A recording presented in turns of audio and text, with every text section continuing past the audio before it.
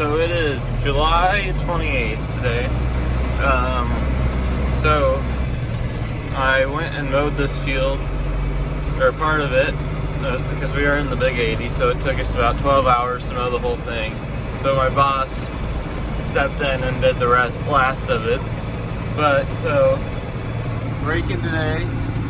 Hay's been down for 3 days, so it should be nice and dry. Yesterday, you can't see back there really, but I raked up 3 patches of this 80-acre field, and now I'm doing the last patch of it. It was too wet. We were getting about 23. The highest we had was 23.4, but it was really hanging around that 22 mark, and we didn't really want to mess with that, so we actually let it sit for a day, and we're hoping that we can go ahead and bale that hay, but there's always a chance that we'll have to flip it. So just getting the big part done, and we'll see what we'll do from there.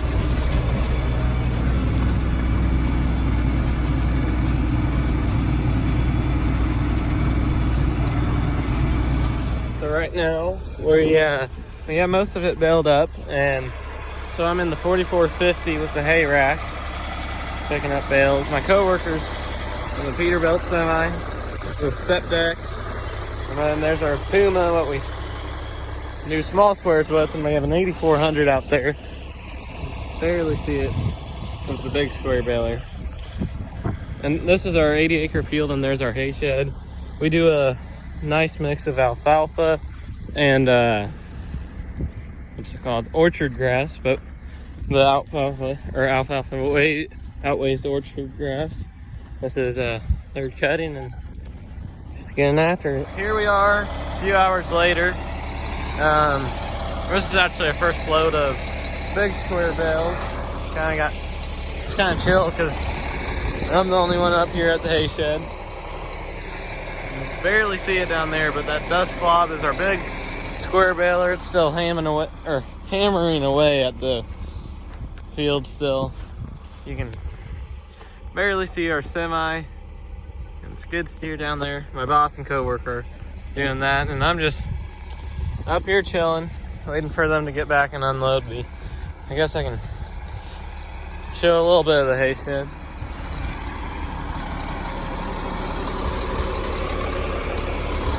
Take a look at that beauty.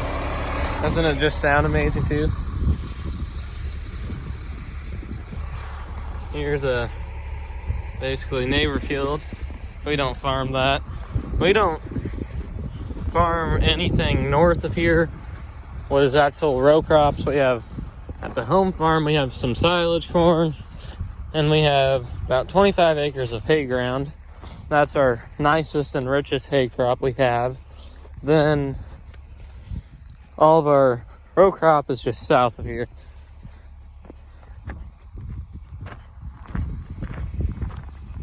So here's the hay shed. That greener pile right there of small squares, we just unloaded that, and then leftovers went there. Then we got big squares back there. We're gonna put all the big squares we got out off of this field right here, and hopefully we're gonna get some sold so we can just get them out of here, because it's kind of cramped up in here. So, and there was our way, and we pull the hay rack through here and come through and unload in here, but I don't think we're gonna be able to do that now. It's what the way we put them, so we'll have to find a new way to unload. So I think what we're honestly gonna do is just drive straight up here, and then he's just gonna unload us, and then we'll find a way to turn around. May have to back the hay rack down, which is gonna be a complete pain in the butt, but I'll teach you something. There's my boss's dad's truck. My boss has basically the same truck. It's just dually and a manual.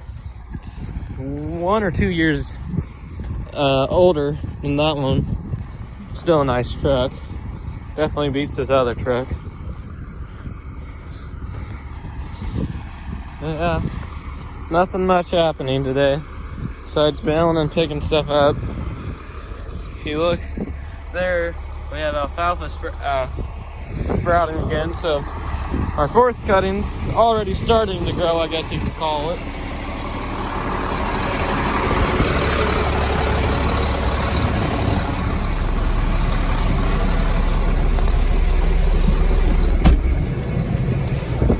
Here, let me turn this off. It's a really nice 4450. Here's our auto steer setup because we do, this is our sprayer tractor.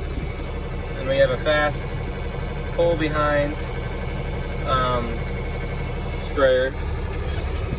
So it's pretty nice. I think they actually did put a cap kit in, but this door's broken.